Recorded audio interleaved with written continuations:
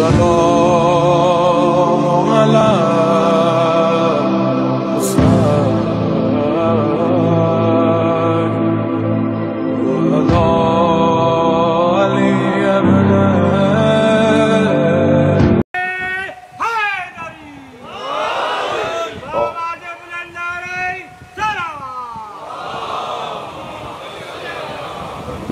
اعوذ باللہ من الشیطان الرجیم بسم اللہ الرحمن الرحیم الحمد للہ الذی لا یبلغ مدحتہ القائلون ولا یحصی نعماءہ العادون ولا یعدی حقہ المجتہدون الذی لیس لصفتہ حد محدود ولا نعت موجود ولا وقت معدود ولا أجل ممدود فطر الخلائق بقدرته ونشر الرياح برحمته الصلاة والسلام على الرسول المسدد المصطفى الأمجد المحمود الأحمد سيدنا ومولانا ومولى الكونين جد الحسن والحسين عاني أبا القاسم محمد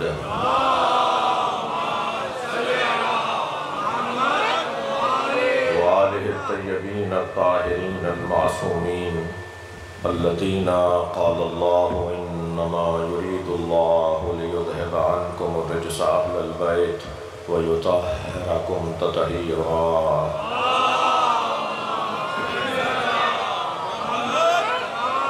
ولعنة الله على أعدائهم أجمعين من يوم عداوتهم إلى قيام يوم الدين أما بعد قال الحكيم في قرآن الكريم بسم الله الرحمن الرحيم ولو اتبع الحق أهواءهم لفسدت السماوات والأرض ومن فيهن الصلوات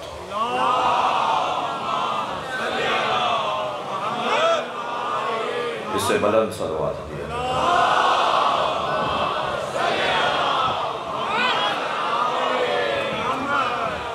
سورہ مبارکہ المومنون کی 71ویں آیت میں نے آپ کے سامنے ایک دفعہ پھر پڑھی ہے۔ آیت کا عنوان حق کا بول بالا اور خواہشات نفسانی کی شکست۔ بالآخر ہونا یہی ہے۔ جتنا میں اور آپ جد و جہد بڑھائیں گے اور اس بات پر یقین رکھیں گے کہ حق ہمیشہ یعلو ہے، اعلیٰ ہے، اولا ہے، عرفہ ہے، مولا ہے، اور باطل اور خواہشات نفسانی پست ہیں، حقیر ہیں ہی نہیں، کوئی ان کا وجود ہی نہیں ہے۔ تو یہ بات جو اللہ کا اعلان ہے یہ مشاہدے کی صورت میں ہمارے سامنے آئے گا۔ ارشاد حضرت احدیت ہے وَلَوْ اتَّبَعَ الْحَقُّ أَهْوَاءَهُمْ، اگر حق نے ان کی خواہشات کی پیروی کر لی ہوتی۔ کہ اللہ لوگوں کو تسلی دے رہا ہے کہ ایسا نہیں ہے، ایسا نہیں ہوا، ایسا ہوا ہوتا تو پھر کچھ اور منظر بنتا، مگر وہ منظر جیسا ہونے پر بننا تھا وہ نہیں بنا، اس کا مطلب ہے کہ ایسا نہیں ہوا۔ وَلَوْ اتَّبَعَ الْحَقُّ أَهْوَاءَهُمْ، اگر حق نے ان کی خواہشات کی پیروی کر لی ہوتی لَفَسَدَتِ السَّمَاوَاتُ وَالْأَرْضُ وَمَنْ فِيهِنَّ، اور آسمانوں اور زمین اور ان دونوں کے درمیان جو کچھ ہے وہ سب تباہ و برباد ہو جاتا۔ ان کا تباہ و برباد نہ ہونا دلیل ہے کہ حق نے خواہشات کی پیروی نہیں کی۔ میرا محترم معظم مجمع متوجہ ہو اس بات کی طرف کہ اس لہجے کی آیت قرآن مجید میں ایک جگہ اور بھی ہے، جہاں ارشاد ہو رہا ہے لَوْ كَانَ فِيهِمَا آلِهَةٌ لَفَسَدَتَا، اگر زمین اور آسمانوں میں ایک اللہ کے علاوہ دوسرا اللہ ہوتا، یعنی ایک سے زیادہ اللہ ہوتا، تو تم دیکھتے کہ آسمان گر جاتا اور زمین پھٹ جاتی۔ لیکن زمین اور آسمان کا رکے رہنا بتا رہا ہے کہ اللہ ایک ہی ہے۔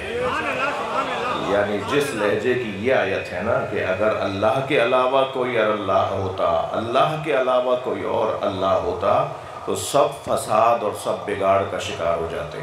اسی طرح یہ آیت ہے کہ اگر حق نے کسی اور کی خواہشات کی پیروی کر لی ہوتی تو زمین اور آسمان سب برباد ہو جاتے۔ صلوات پڑھیں گا محمد و آلہ۔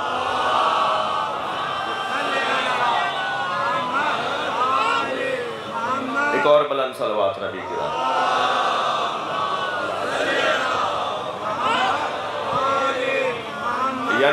یعنی اللہ کے وجود کو وحدہ لا شریک ماننا ہے اور حق کو ہمیشہ اعلیٰ اور اولیٰ ماننا ہے۔ اب حق کسی کی خواہشات کی پیروی نہیں کر سکتا، یہ پروردگار عالم نے طے کر دیا ہے۔ خواہشات ہیں کیا کہ جن کی پیروی حق نہیں کرے گا، یعنی حق کسی کی خواہشات کی پیروی نہیں کرے گا۔ یہ خواہشات کیا ہیں؟ کیا چاہتے ہیں لوگ؟ کیا ہے لوگوں کی آرزویں؟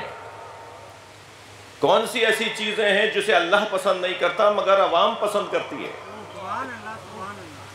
کون سی؟ عوام سے مراد بھی غالب عوام، اکثر عوام، جی اکثر کے بارے میں بات ہو رہی ہے۔ وہ کون سی خواہشات ہیں؟ وہ کیا ہیں جن کی پیروی حق نہیں کرے گا؟ میں کوشش کرتا ہوں آج کی اس مجلس میں اپنے اس وقت کے اندر اس مضمون کو، یعنی اس سوال کو جو آج کے حصے میں قرار دے رہا ہوں، اس کو اپنے محترم سننے والوں کے سامنے بیان کر پاؤں۔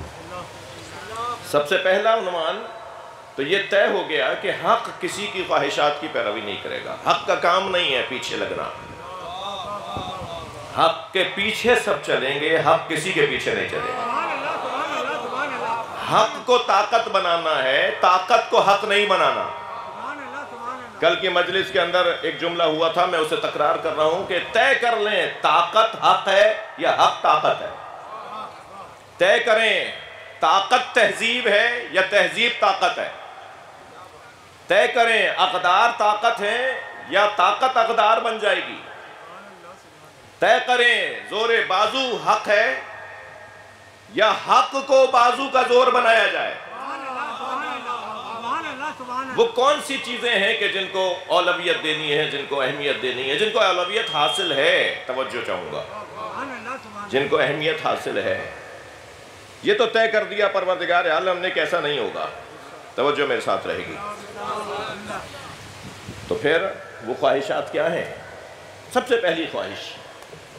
سب سے پہلی خواہش یہ ہے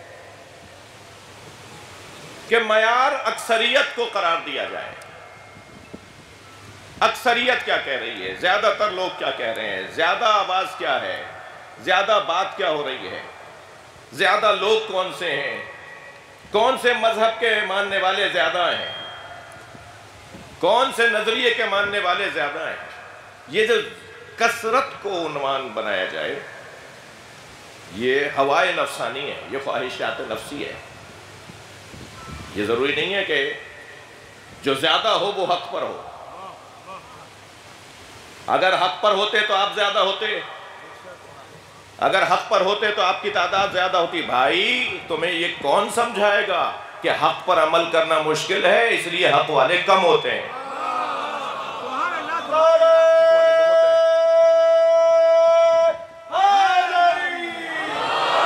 حق پر عمل کرنے سے جان، مال، آبرو، حیثیت، ظاہری عزت، ظاہری کیفیت، ظاہری وقار، شان، شوکت، یہ سب چلی جاتی ہے۔ حق پر عمل کرنے والے تنہا رہ جاتے ہیں، سچ بولنے والے اکیلے رہ جاتے ہیں، حق اور سچ کا ساتھ دینے والوں کو تنہا کر دیا جاتا ہے۔ تو یہ تم نے کیسے معیار بنا لیا کہ اگر آپ حق پر ہوتے تو زیادہ ہوتے؟ اگر یہی قاعدہ بنا لیا جائے کہ اگر ہم یا کوئی حق پر ہوتا تو زیادہ ہوتا، تو دنیا میں بتائیے ادیان آسمانی اور غیر آسمانی میں سب سے زیادہ کون ہے؟ ہمارے مسیحی برادران۔ تو سارے مسیحی ہو جائیں، پھر سب مسیحی ہو جائیں۔ کیا سمجھ رہے ہو کہ جو زیادہ ہوگا وہی حق پر ہوگا؟ حق پر ہوتے تو آپ زیادہ ہوتے. یہ کون سا معیار ہے؟ تاریخ گواہ ہے کہ سچ اور حق بولنے والوں کو دیواروں میں چنا گیا ہے. تاریخ گواہ ہے کہ حق اور سچ بولنے والوں کو ہمیشہ ظلم کا نشانہ بنایا گیا ہے. زندانوں میں ان کو ڈالا گیا ہے، ان کو اٹھا لیا گیا ہے، انہیں مار دیا گیا ہے، انہیں رستے سے ہٹا دیا گیا ہے. کبھی انہیں روب اور دھونس میں لا کر، کبھی انہیں پیسے کی لالچ دے کر، کبھی انہیں خرید کر. حق والے تو کم ہوتے ہیں، سچ بولنے والے تو کم ہوتے ہیں. مجھے معاف کیجئے گا، میں اپنے مفہوم پر بہت ہی روشن موقف کے ساتھ آگے بڑھ رہا ہوں. چھوٹی سی مثال لے لیجئے. میں نے ایک دکان سے قلم خریدا، میرے ساتھ میرے رفقا بھی تھے، اور ہم وہ لے کر ایک ایسی جگہ جہاں ہمیں کچھ لکھنا تھا، کچھ بیٹھ کر بات کرنی تھی، ہم وہاں پہنچے. ہم نے ایک تحریر لکھی. تحریر لکھنے کے بعد، مثال دے رہا ہوں، مثال، تحریر لکھنے کے بعد میں نے وہ اپنا مہنگا قلم وہ سامنے والی میز پہ رکھ دیا. کچھ دیر بعد وہاں ایک صاحب آئے، انہوں نے وہ قلم اٹھا کے اپنی جیب میں لگا لیا. اب جو لوگ میرے ساتھ گواہ تھے اس بات میں، جو لوگ میرے ساتھ شروع سے تھے، جنہوں نے دیکھا تھا یہ میرا پین ہے، وہ بھی وہاں بیٹھے تھے. انہوں نے جب اپنی جیب میں میرا پین، میرا قلم لگا لیا تو میں نے ان سے کہا جی یہ قلم میرا ہے. تو وہ کہنے لگے تم ہمیں جانتے نہیں ہو؟ میں نے کہا جی آپ کوئی بھی ہو، اگر یہ قلم میرا ہے. تو پھر دوسروں کو دیکھ کر وہ کہنے لگے انہیں بتاؤ میں کون ہوں. تو میں نے انہی لوگوں سے جن کے سامنے میں نے قلم خریدا تھا انہیں دیکھ کر کہا، میں نے کہا آپ بتائیے نا یہ قلم میرا ہے. تو وہاں بیٹھے ہوئے لوگوں میں میرے ہی لوگوں نے مجھے کہا مولانا اور لے لیجئے گا. صلوات پڑھ لیں ذرا محمد و آلہ.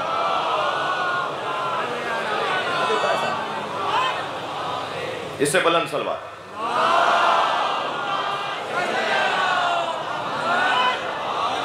یعنی اتنی سی بہادری، اتنی سی شجاعت، اور پھر شیطان وسوسے دیتا ہے خواہ الجھتے ہیں وہاں پر. پین کی کتنی قیمت ہے، قلم کی کیا حیثیت ہے، خواہ اس بات کے اوپر لڑائیاں ہو جاتی ہیں. ہم نے کہا اور لے لیجئے گا. پھر شیطان اور حوصلے دے رہا ہوتا ہے. اتنا سا حق بولنا، اتنا سا سچ کا ساتھ دینا مشکل ہے. جی قرآن مجید پروردگار عالم ارشاد فرماتا ہے، اللہ اکبر، هل يستوي الخبيث والطيب ولو أعجبك كثرة الخبيث واتقوا الله. کیا خبیث یعنی بری چیز اور طیب برابر ہیں؟ اچھی اور بری چیز برابر ہے؟ تمہیں بری چیزوں کی کثرت کہیں تعجب میں نہ ڈال دے. یہ اللہ اپنے نبی سے بات کر رہا ہے. کہیں بری چیزوں کی کثرت تمہیں تعجب میں نہ ڈال دے. فاتقوا اللہ، خیال رہے، تقوی پروردگار رہے، ہوشیار رہنا. کہیں بری چیزوں کی کثرت تمہیں اس بات میں تعجب میں نہ ڈال دے کہ یہ بری ہے تو زیادہ کیوں ہے، اور زیادہ ہے تو یہ اچھی کیوں نہیں ہے. مگر قرآن مجید نے اسے خواہش نفسانی قرار دیا ہے.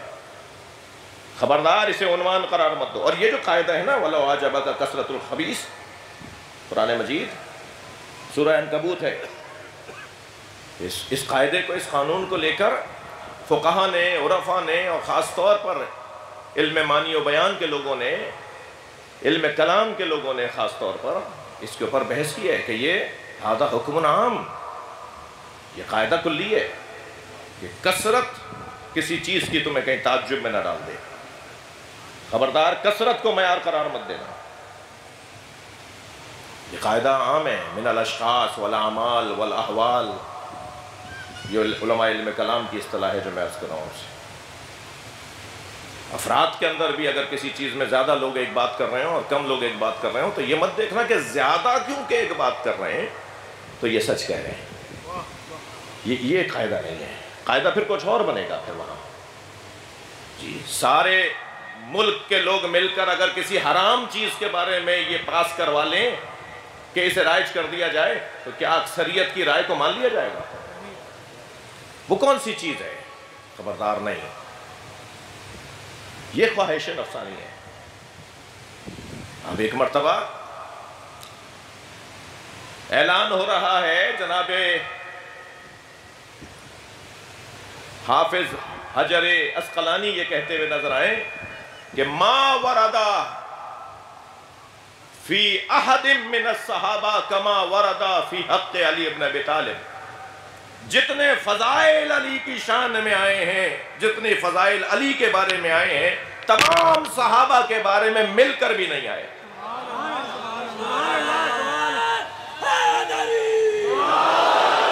یعنی ایک جانب قاعدہ یہ ہے فقہا کا، علماء کا، مفسرین کا، کہ ہمارے سامنے ہزاروں نہیں لاکھوں کی تعداد میں احادیث ہیں، فضائل کے باب میں احادیث ہیں، وہ ساری احادیث کو اگر ایک جگہ رکھا جائے تو اکیلے علی کی شان میں جتنے فضائل آئے ہیں، اتنے تمام صحابہ کو ایک جگہ بھی تصور کریں تو ان سارے صحابہ کے بارے میں اتنے فضائل نہیں آئے۔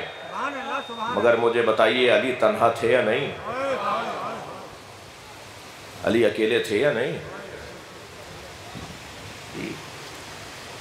عظمت، فضیلت، فضائل، مناقب جس کے ساتھ تھے، لوگ اس کے ساتھ تھے، تو کہتے ہیں کہ پھر فضائل کو مانے یا کثرت ناس کو مانے، عظمت کو مانے یا اکثریت کو مانے؟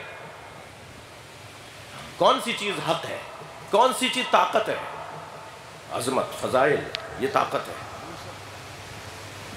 لہذا ابن تیمیہ اپنی کتاب کے اندر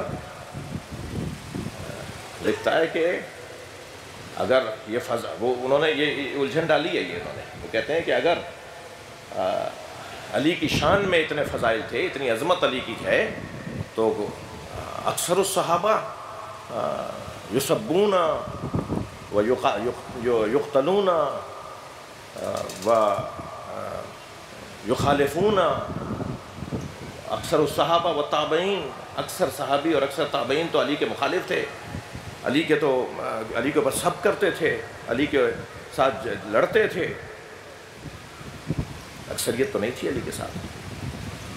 تو معیار پھر اکثریت نہیں ہوا، معیار پھر اقلیت بھی معیار نہیں ہے، اکثریت بھی معیار نہیں ہے، حق معیار ہے۔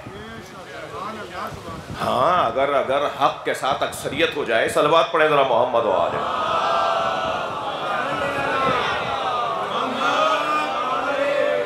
تو یہ تو نور علی نور ہے، یہ تو سونے پہ سہاگا ہے۔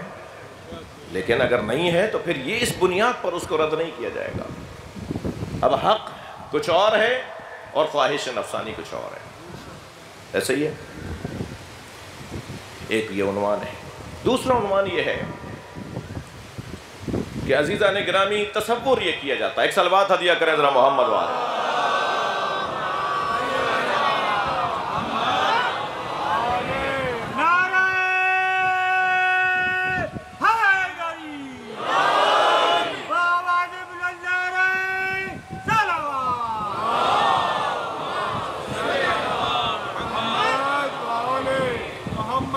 تصور یہ کیا جاتا ہے، سوچا ایسے جاتا ہے کہ فلاں قبیلہ، فلاں خاندان، فلاں بولنے والے، فلاں مذہب والے، فلاں سوچ والے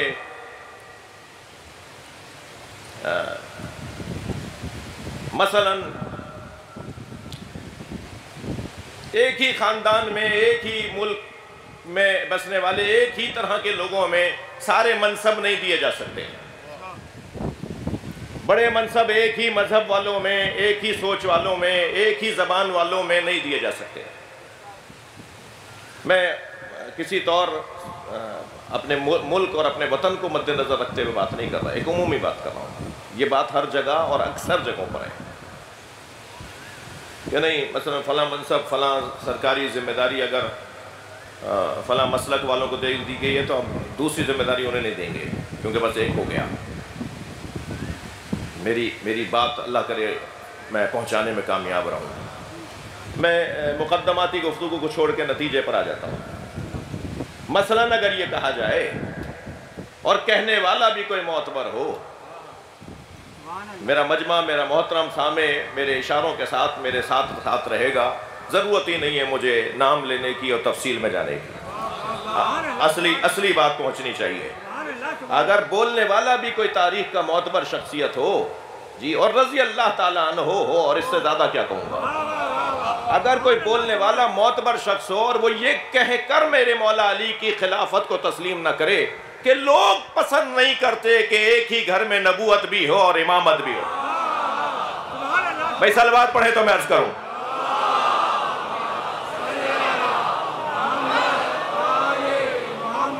مثلاً یہ کیسے، یہ کہاں کا قانون ہے کہ یہ کیسے آپ نے طے کر لیا کہ نہیں لوگوں کی پسند پہ جائیں گے؟ لوگوں کی پسند پہ جائیں گے؟ لوگوں کی پسند کو خواہش نفسانی کہا جاتا ہے جی. اور قرآن یہ کہہ رہا ہے کہ حق کبھی بھی خواہشات نفسانی کی پیروی نہیں کر سکتا. کیا کہہ رہے ہیں؟ لوگ پسند نہیں کرتے. جب پوچھا نا حضرت ابن عباس نے کہ بھائی یہ کیا ہوا، تو انہوں نے کہا کہ لوگ پسند نہیں کرتے کہ ایک ہی گھر میں نبوت بھی ہو اور ایک ہی گھر میں امامت بھی ہو. پروردگار عالم کو تو پتا تھا نا کہ لوگوں کی پسند کیا کروائے گی، تو اللہ نے حضرت ابراہیم کا نام لے کر انہی کے گھرانے میں نبوت بھی رکھی اور انہی کے گھرانے میں امامت بھی رکھی.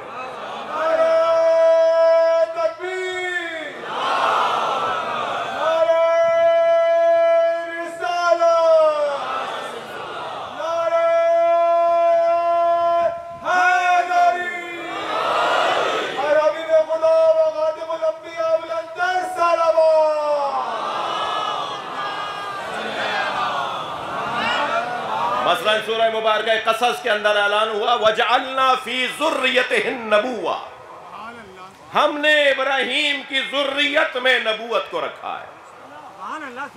یہاں لفظ ذریت یعنی اولاد، خاندان، نسل، قبیلہ، ہم نے ابراہیم کے خاندان میں ان کی ذریت میں نبوت کو رکھا.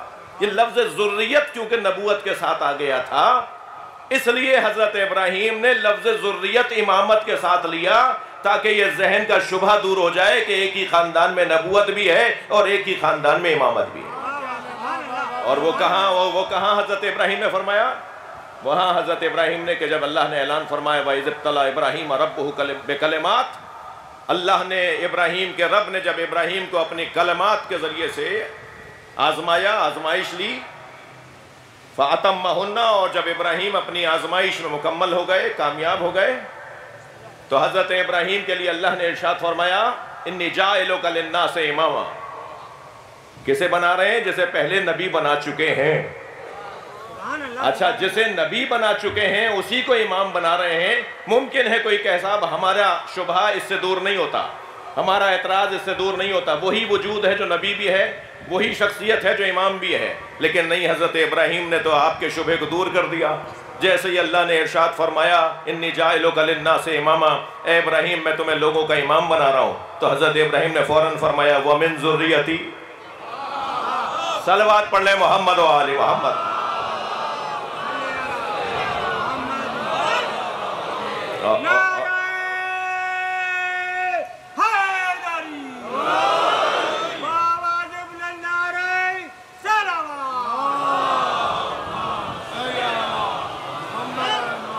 وَمِن ذُرِّيَّتِي، اور میری نسل میں، میرے خاندان میں.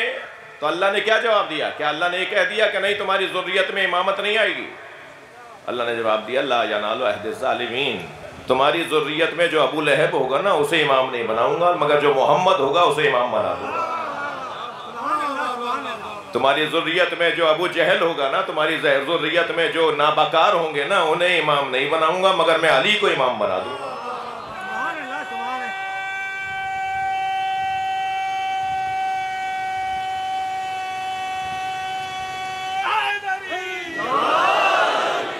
حضرت ابراہیم اب یہاں ایک ہی خاندان میں نبوت بھی ہے اور ایک ہی خاندان میں امامت بھی ہے. تو یہ معیار نہیں ہے، یہ خواہش نفسانی ہے. یہ خاندان میں نہیں ہونا چاہیے، اس گھرانے میں نہیں ہونا چاہیے. اور یاد رہے میرے عزیزو وشاورہم فی الامر.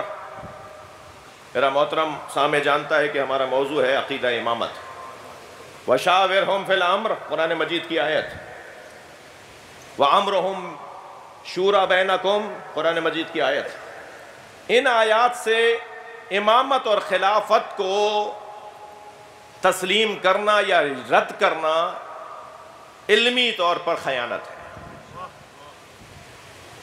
جب قرآن کہہ رہا ہے شاورہم فی الامر، اپنے معاملات میں مشورہ کیا کرو، توجہ، اپنے معاملات میں مشورہ کیا کرو. قرآن مجید اگر یہ ارشاد ہو رہا ہے کہ امرہم شورا بینکم، تمہارے درمیان مشورت جو ہے وہی مسئلے کا حل ہے، تو یہ طے کر لیں کہ کس چیز پہ مشورہ کرنا ہے اور کس چیز پہ مشورہ نہیں کرنا. کہ ہر بات میں مشورے کے اوپر ہی فیصلہ ہوگا؟ اور پھر کس کا مشورہ؟ یہ جو امرہم شورا بینکم وشاورہم فی الامر، یہ دو ہی آیتیں ہیں قرآن مجید میں مشورے کے بارے میں. صلوات پڑھیں ذرا محمد و آل محمد. یہ دونوں آیتیں ممکن ہے ملک میں انتخابات پر تو دلیل ہوں. مثلا یہ بچہ پوچھے گا کہ اسلام میں جمہوریت ہے یا نہیں. مثلا یہ جوان مجھ سے سوال کر سکتا ہے کہ آپ دین کے طالب علم ہیں تو بتائیے کیا اسلام میں جمہوریت کا تصور ہے یا نہیں؟ اسلام میں جمہوریت کا تصور ہے؟ کون کہتا ہے اسلام میں جمہوریت کا تصور نہیں ہے؟ اسلام میں جمہوریت کا تصور ہے، جمہوریت میں اسلام کو مت لانا. لہذا ہماری مملکت کے آئین کے پہلے صفحے پہ لکھا ہوا ہے کہ یہ سرزمین اللہ کی سرزمین ہے. یہاں قرآن اور سنت سے ہٹ کر فیصلے نہیں ہوں گے. یہاں قرآن اور سنت سے ہٹ کر فیصلے نہیں ہوں گے. پاکستان کے آئین کے پہلے صفحے پہ لکھا ہے. حسن اتفاق ہے جناب وقار مہدی صاحب تشریف فرمائے ہیں کہ یہ پاکستان کو آئین دینے والے اور پاکستان کو آئین جیسی ایک بہت بڑی طاقت سے نوازنے والی جماعت سے تعلق رکھتے ہیں. ہے جمہوریت ہے، مگر جب پہلے صفحے پہ جیسے ایک شناختی کارڈ پہ لکھا ہوتا ہے نا، یا آپ کے بے فام پہ لکھا ہوا ہوتا ہے، یا آپ کے کاغذات پہ لکھا ہوا ہوتا ہے آپ کا مذہب کیا ہے، اسلام. جی شناختی کارڈ کی طرح پاکستان کا آئین نہیں رہ جانا چاہیے کہ بس شناخت کے لیے کہ اسلام یہاں حاکم ہے. جی بات آ گئی ہے تو وقار بھائی سے تو کہوں گا، اور کس سے کہوں گا. اسلامی نظریاتی کونسل کے علماء کا گلہ ہے، شکوہ ہے. ایک بہت بڑا ہال ان سفارشات کی مجلدات سے بھر چکا ہے جو پیش کی جاتی ہیں اسلامی نظریاتی کونسل میں، مگر ان میں سے 5-8% پہ سے زیادہ پہ عمل نہیں ہوتا اس ملک میں. یعنی اگر 1000 سفارشات اب تک اسلامی نظریاتی کونسل نے پیش کی ہیں تو 1000 میں سے شاید 50 پر عمل ہوا ہوگا، 95 پر عمل نہیں ہوا.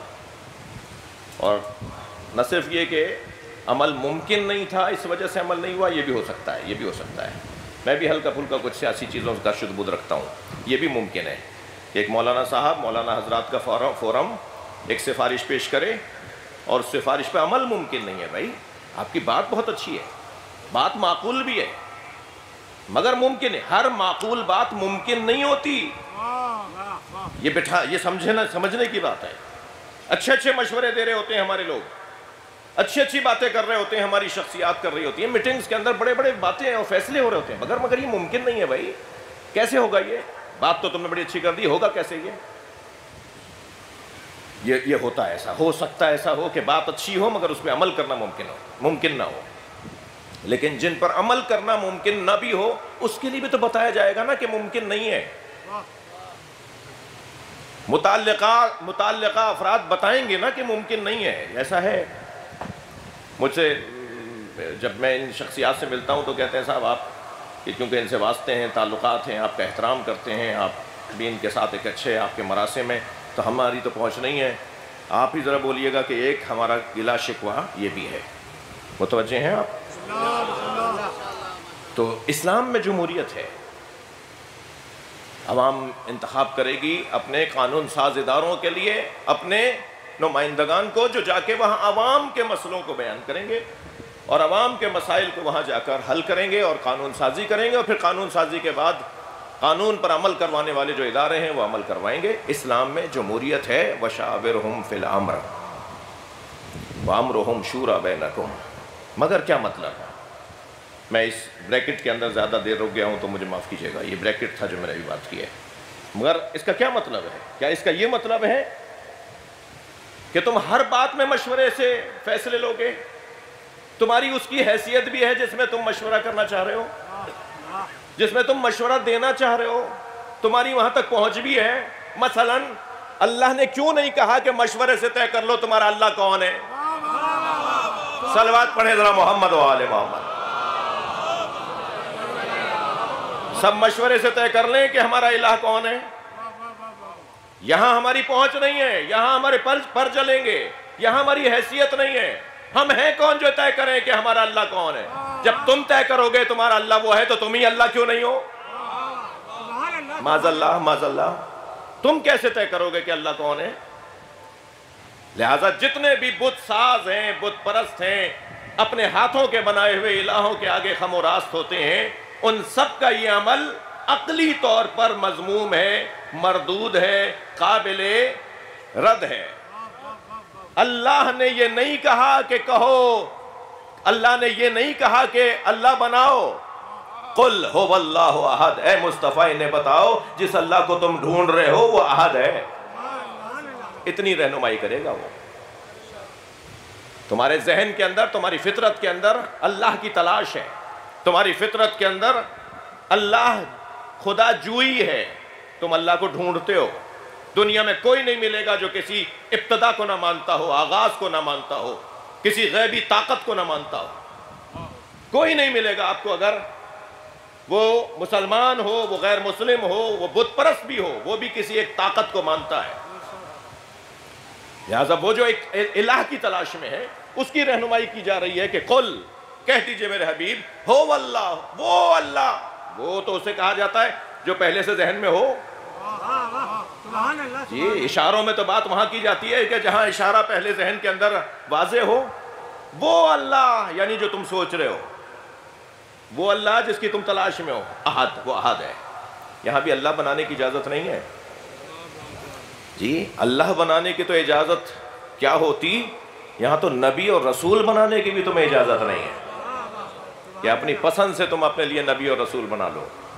اور نبی اور رسول تم کیا بناؤ گے؟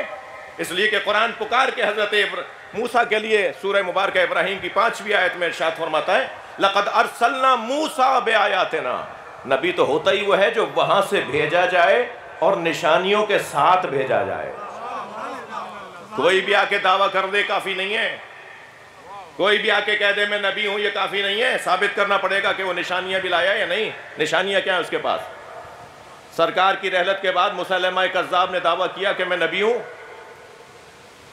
جی، تو لوگوں نے کہا تم نبی ہو تو معجزہ بھی ہوگا، کوئی آیت بھی ہوگی، کوئی نشانی بھی ہوگی، کوئی علامت بھی ہوگی۔ کہنے ہاں میرے پاس بھی معجزے ہیں۔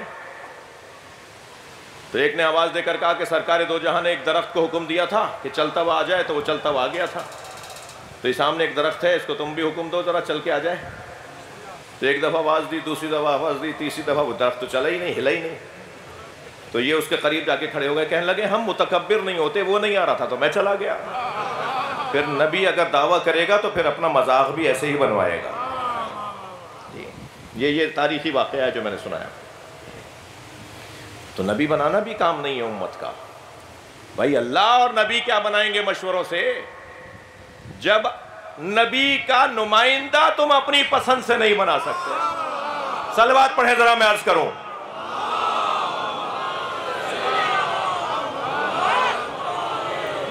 قرآن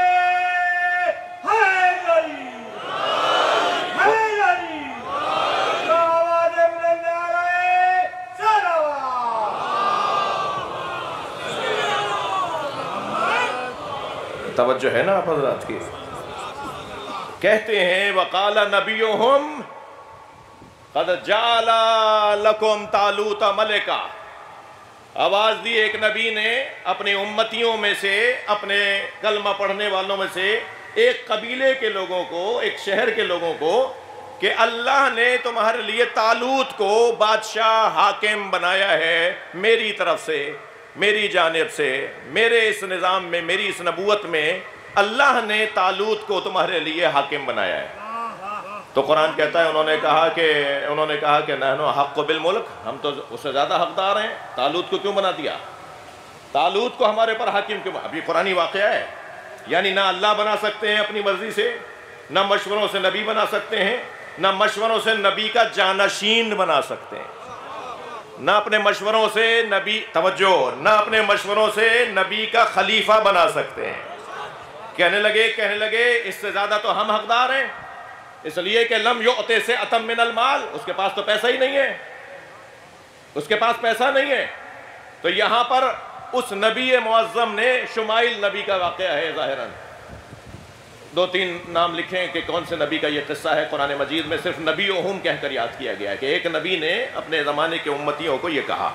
اب اس میں مفسرین میں جناب مولانا مودودی صاحب نے شمائل نبی لکھا ہے، اور دیگر مفسرین نے جو ہے وہ حضرت عزیر ایک نے لکھا ہے، ایک حضرت عزیز لکھا ہے۔ یہ جو نبیوں کے نام ہیں، اس سے ہمیں غرض نہیں ہے، ہمیں تو وہ قاعدہ قانون چاہیے جو قرآن مجید میں بیان ہوا ہے۔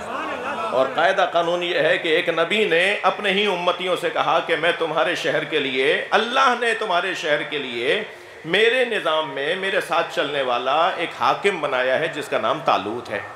تو طالوت تو نام آیا ہے، تو طالوت کے حاکم بننے پہ ان لوگوں نے کہا کہ ہم تو اس سے زیادہ حقدار ہیں، ہم تو اس سے زیادہ حقدار ہیں، ہم تو اس سے زیادہ حقدار ہیں۔ توجہ ہے بات کی بھائی، میرے ساتھ رہیے نا تھوڑا سا۔ وہ کہنے لگے ہم تو اس سے زیادہ حقدار ہیں۔ کہیں اور بھی ہوا تھا تاریخ کے صفحے میں ایسا کہ جب بنا دیا گیا تو انہوں نے کہا صاحب انہیں کیوں بنایا گیا ہے؟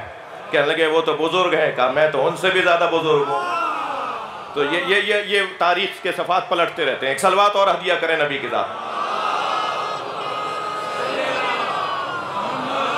تو انہوں نے کہا نانو حق بالملک، ہم تو اس سے زیادہ مالک ہونے اور حاکم ہونے کے حقدار ہیں، اس لیے کہ اس کے پاس تو لم یؤت سعۃ من المال، ان کے پاس تو مال ہی نہیں ہے۔ اب ذرا قاعدہ لے لیجئے، قاعدہ کیا ہے؟ اللہ نے اس جواب پر جو جواب دیا ہے، اس جواب پر جواب یہ دیا کہ قال نبیہم ان اللہ اصطفیٰ، ان کے نبی نے کہا اللہ نے چن لیا ہے، تم مانو یا نہ مانو۔ صلوات پڑھیں محمد و آل محمد۔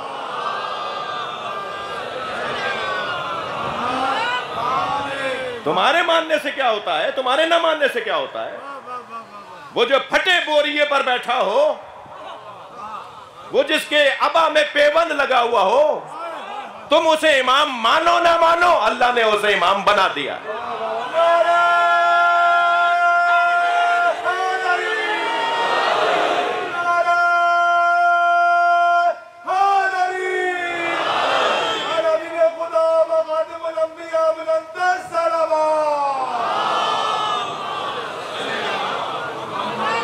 مگر عزیزو کیا خوبصورت آیت ہے، کیا قانون کلی ہے، کیا آفاقی پیغام ہے پروردگار عالم کا۔ اعلان ہو رہا ہے قد وقال نبیہم ان اللہ اصطفیٰ، اللہ نے اسے چن لیا۔ تمہارے مشوروں سے تو نہیں چنا جائے گا۔ تم رائے دے رہے ہو کہ اس کے پاس تو پیسہ نہیں ہے، تم سے رائے مانگی کس نے؟ یہ جگہ ہی نہیں ہے مشورے کی جو تم مشورہ دے رہے ہو۔ تم سے مشورہ مانگا کس نے؟ یہ جگہ ہی نہیں ہے مشورے کی۔ ان اللہ اصطفیٰ، اللہ نے اسے چن لیا۔ مگر اس کے بعد والا جو جملہ ہے وہ قاعدہ قانون کتنا حسین ہے۔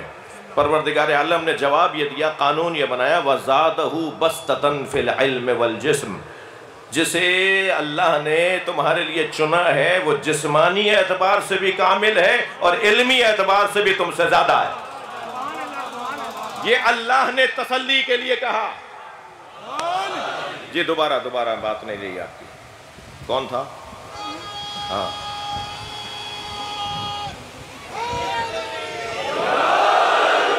اصل میں جس نفسیات کا حامل خطیب ہوں نا، میں فقیروں کی اولاد ہوں بھائی جی، میں مولا کے عزاداروں کی اولاد ہوں جی۔ آپ کا احترام بہت زیادہ ہے۔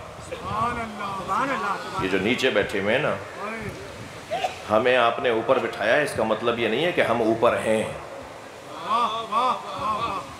اوپر تو آپ ہیں جو نیچے بیٹھے ہیں، اس لیے کہ امام سجاد آپ کے درمیان آ کے بیٹھتے ہیں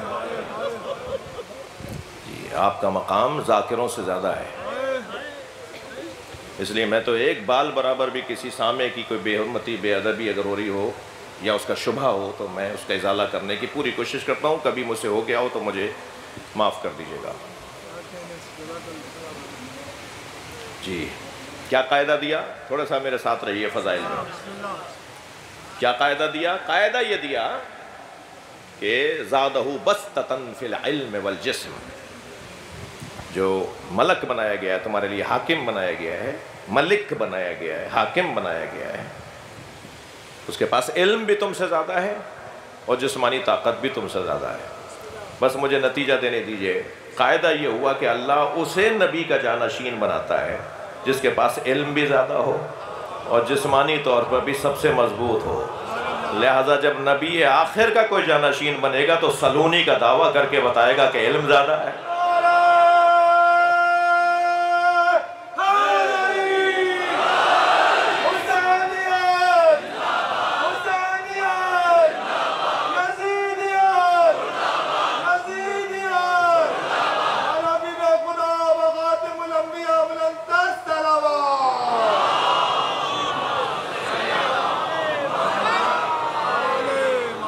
لا فتح الا علی لا سیف الا ذوالفقار کا نعرہ لگے گا، بتایا جائے گا کہ جسمانی طور پہ بھی یہ سب سے مضبوط۔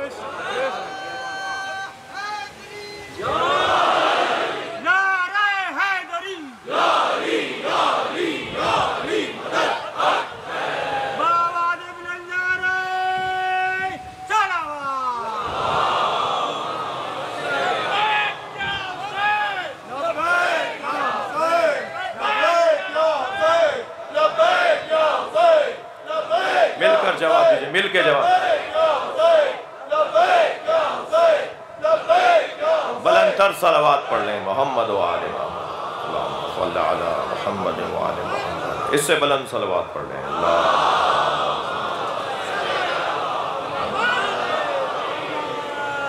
وَلَوْ اتَّبَعَ الْحَقَّ أَهْوَاءَهُمْ، دلائل بناتے چلے جاؤ، ضد کرتے چلے جاؤ، مگر حق تمہارے آگے نہیں جھکے گا۔ طاقتیں استعمال کرتے رہو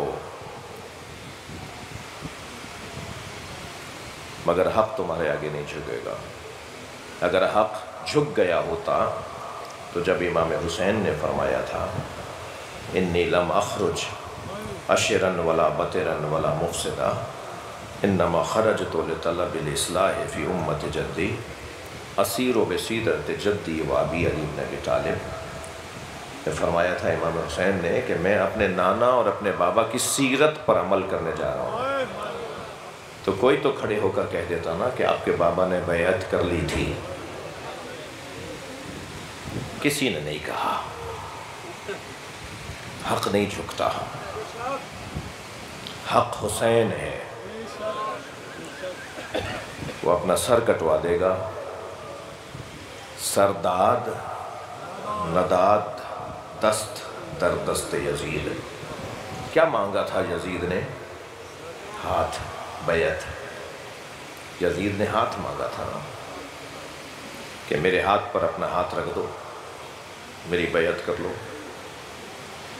امام حسین نے ہاتھ نہیں دیا۔ یہ پنجہ دیکھ رہے ہیں آپ جو میرے سر پر، یہ ہمارے عالم میں پنجہ کیوں لگایا جاتا ہے؟ پوری دنیا میں لگایا جاتا ہے، صرف بر صغیر میں نہیں، پوری دنیا میں بیرقوں پر، علموں پر پنجہ لگایا جاتا ہے۔ یہ ایک خاموش پیغام ہوتا ہے کہ سر کٹا ہے مگر ہاتھ بلند رہا۔ اور یہ علم کیوں اٹھاتے ہیں ہم علم اٹھاتے اس لیے کہ اس میں کچھ نشانیاں ہیں، اس میں کچھ استعارے ہیں۔ سب سے پہلا استعارہ تو اس میں ایک سر بریدہ کا بلند ہاتھ ہے، سر کٹا ہے مگر ہاتھ اس کا اونچا ہے، دست رسی ہے، بالا دستی ہے، اس کی بالا دستی ہے۔ دوسرا علم کے اندر ایک مشک بھی لٹکی ہوتی ہے، جو استعارہ ہے اس بات کی طرف کہ یہاں پانی کا کوئی مسئلہ تھا، اور مسئلہ یہ تھا کہ بچے پیاسے تھے اور سقا پانی نہ لا سکا، جس کا کام تھا نا پانی لانا، جس کی ذمہ داری تھی پانی پلانا، اس کے بازو کٹ گئے، اس کے سر پہ گرز لگ گیا،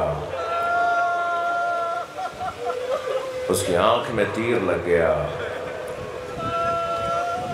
مشک میں تیر لگ گیا، پانی وہ نہیں لا سکا۔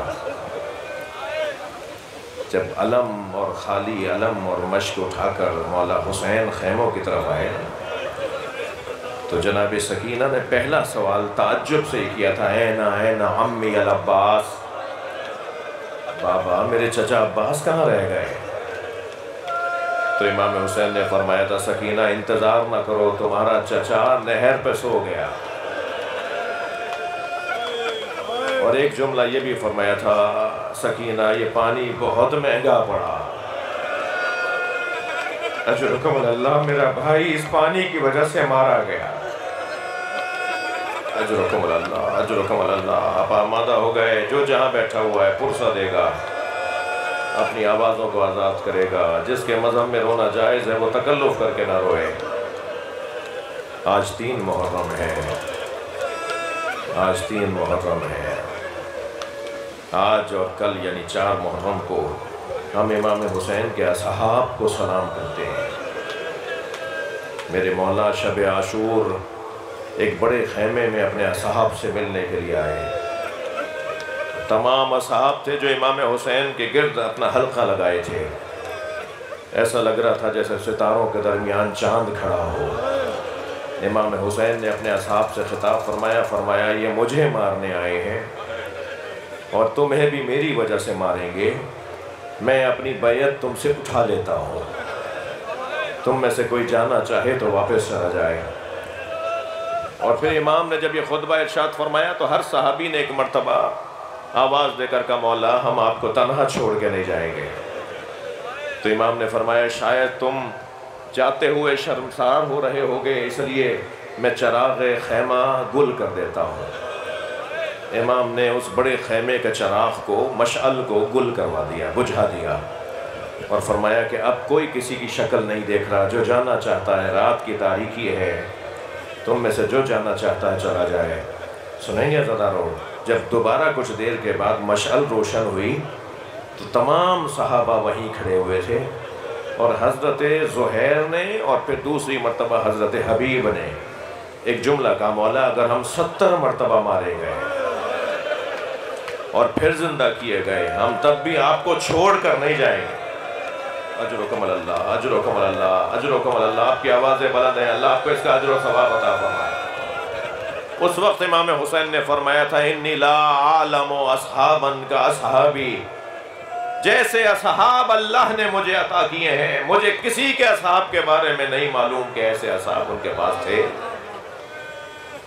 امام نے اس خیمے میں اپنے اصحاب کو شہادت نامہ بھی پڑھ کے سنایا، زہیر تم کیسے مارے جاؤ گے، حبیب تمہیں کیسے مارا جائے گا، اجرکم اللہ۔ سنیں گے عزادارو، جب اصحاب سے گفتگو تمام ہو گئی نا اور ہر صحابی اپنے اپنے خیموں کی طرف اپنی اپنی مشغولیت میں مصروف ہو گیا تو امام نے کیا دیکھا کہ خیمے کے کونے میں قاسم کھڑے ہوئے، حضرت قاسم ابن حسن امام حسین کے بھتیجے، حضرت ام فروہ کے بیٹے حضرت قاسم کھڑے ہوئے ہیں کہ ایک مرتبہ آگے بڑھ کر حضرت قاسم نے فرمایا چچا جان آپ نے تمام اصحاب کے نام تو بتا دیے کہ کون کیسے شہید ہوگا، کیا میرا نام بھی شہیدوں میں ہے؟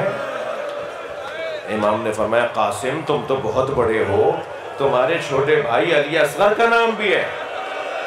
تو جیسے ہی امام حسین نے یہ فرمایا تمہارے چھوٹے بھائی علی اصغر کا نام بھی ہے، تو ایک مرتبہ انگڑائی لی، جوش ہاشمی ایک مرتبہ بڑھنے لگا، شجاعت ہاشمی کا اظہار کرنے کے لیے ایک انگڑائی لی تو کمر میں بندھا ہوا پٹکا کھل گیا، اور فوراً آگے بڑھ کے کہا حل یسلون الی الخیام، یہ کیا خیموں میں آ جائیں گے؟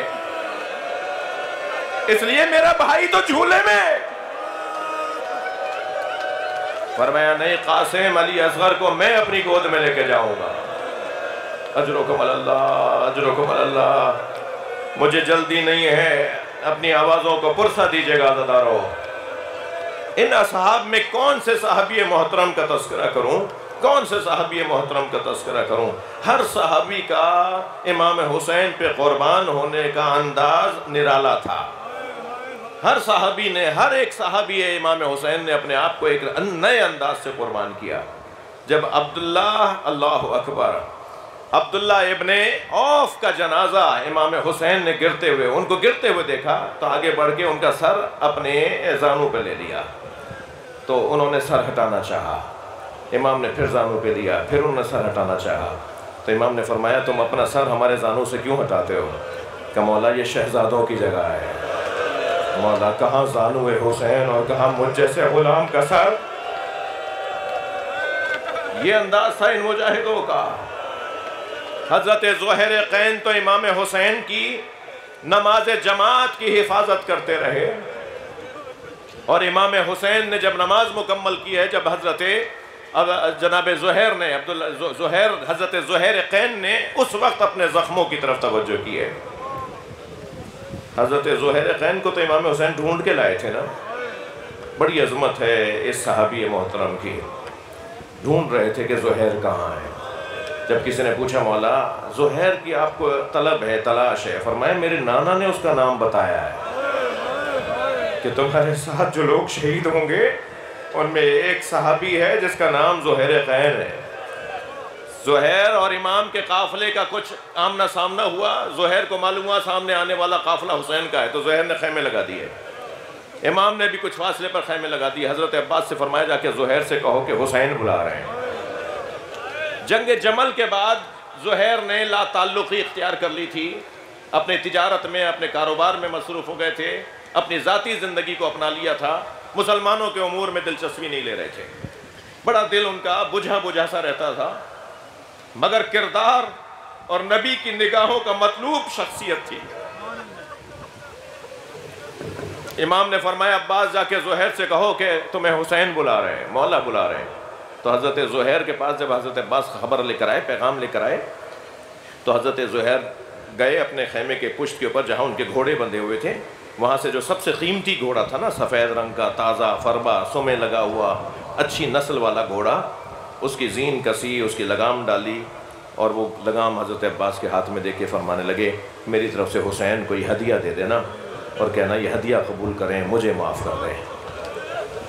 حضرت عباس نے فرمایا مجھے اس کی اجازت نہیں ہے کہ میں اس کو ہاتھ لگاؤں. میں جتنا پیغام لایا تھا اسی کا جواب واپس لے کے جاؤں گا. اور جا کر امام حسین کو فرمایا کہ وہ آپ کو گھوڑا بھیج رہے ہیں، اور فرما رہے میری طرف سے گھوڑا لے لیں امام حسین.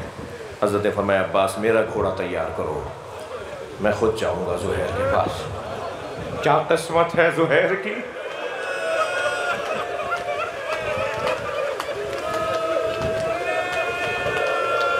جیسے ہی زہیر کو علم ہوا کہ حسین خود آ رہے ہیں، فوراً امامہ سر پہ رکھا، تیار ہوئے، خیمے سے باہر آئے، آگے بڑھ کر امام حسین کے گھوڑے کی لگام کو تھاما، امام کی زین کو سنبھالا تاکہ امام اتریں، گلے لگے. امام سے فرمایا آپ نے کیوں زحمت فرمائی؟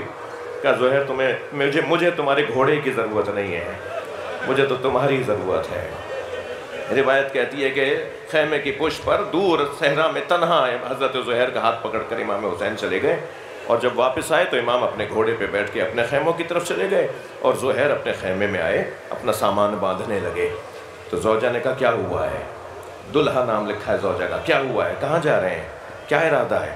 کہا دلہا میں نے طے کیا ہے کہ میں حسین کے ساتھ جا رہا ہوں. حسین نے جو میرا مقام ہے مجھے دکھا دیا ہے. اجرکم اللہ، مگر میں نے اب یہ طے کیا ہے کہ میں تمہیں طلاق دے دوں تاکہ تم جلدی عدت طلاق سے باہر آ جاؤ، اور پھر اس کے بعد کوئی اور عقد کرنا چاہو تو کر لو. میں تمہیں طلاق دینا چاہتا ہوں. دلہا نے کہا کہ میں ساری زندگی آپ کی خدمت میں رہی، آپ مجھے طلاق دے کر کیسے جا رہے ہیں؟ میں ساری زندگی آپ کے نام کے ساتھ منسوب رہنا چاہتی ہوں، میں کسی اور شوہر کے حوالے نہیں ہوں گی، میں کوئی اور دوسری شادی نہیں کروں گی. تو کہا میں تمہیں اپنے ساتھ نہیں لے جا سکتا. ایک غلام ان کے پاس چھوڑا کہ وہ انہیں گھر تک پہنچائیں، اپنے قبیلے تک پہنچائیں، اور زہیر امام حسین کے ساتھ کربلا آ گئے. زہیر کربلا میں شہید ہو گئے. جب 11 محرم کو اسیروں کا قافلہ، شہداء کے کٹے ہوئے سروں کا قافلہ کربلا سے کوفہ کی طرف روانہ ہونے لگا، تو رستے میں دلہا خیمہ لگائے بیٹھی تھی کہ مجھے کسی طرح خبر ہو جائے میرے شوہر کے ساتھ کیا ہوا، اور علی کے بچوں کے ساتھ کیا ہوا، سیدہ کے بیٹے کے ساتھ کیا ہوا. تو خبر یہ آئی کہ زہیر کو بھی شہید کر دیا، حسین کو بھی شہید کر دیا، تمام حسین کے اصحاب مار دیے گئے. تو دلہا ایک مرتبہ خیمے میں گئی، صندوق میں سے کفن لے کر آئی، اور اپنے غلام کو بلا کر کہا کہ میں تجھے آزاد کر دوں گی، میرا ایک کام کر دے. اور کام یہ ہے کہ کربلا جا کر اپنے آقا کو، میرے شوہر کو کفن پہنا کر دفنا کے آ جا. اگر تو یہ کام کر کے آ گیا تو میں تجھے آزاد کر دوں گی. دلہا کا غلام کفن لے کے کربلا گیا. دوسرے دن واپس آیا تو کفن ہاتھ میں تھا. کفن ہاتھ میں تھا. دلہا نے زوجہ زہیر قین نے بڑھ کر کہا میں تجھے آزاد نہیں کروں گی, تو نے میرا کام نہیں کیا. کہنے لگا مالکن مجھے ساری زندگی غلام رکھنا, جو کام آپ نے دیا تھا میں نہیں کر سکتا تھا. کہ تو نے کیوں نہیں پہنایا اپنے مولا کو کفن؟ کہنے لگا کفن ایک تھا, زہرا کا لال بے گور و کفن تھا, علی اکبر کا لاشا ایسا ہی تھا, میں کیسے زہیر کو کفن پہنا دیتا. اللہ لعنت اللہ علی قوم الظالمین فسیعلم الذین ظلموا ای منقلب ینقلبون.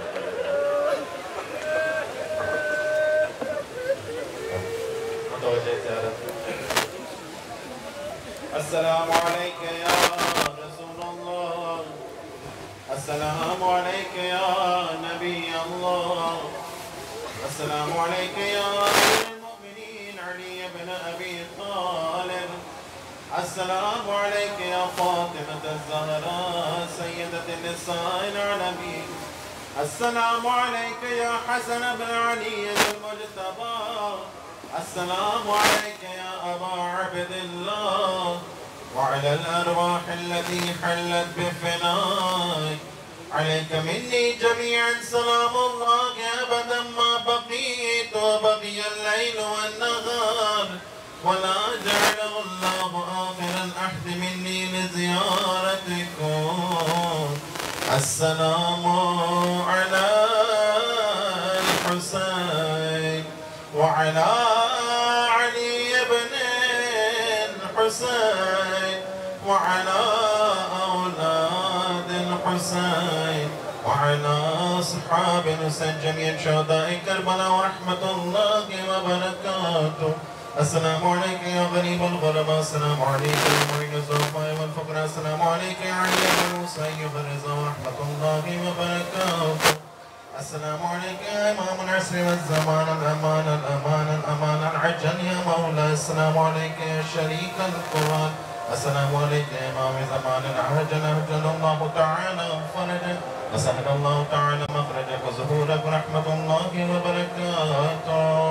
اللهم صل على محمد.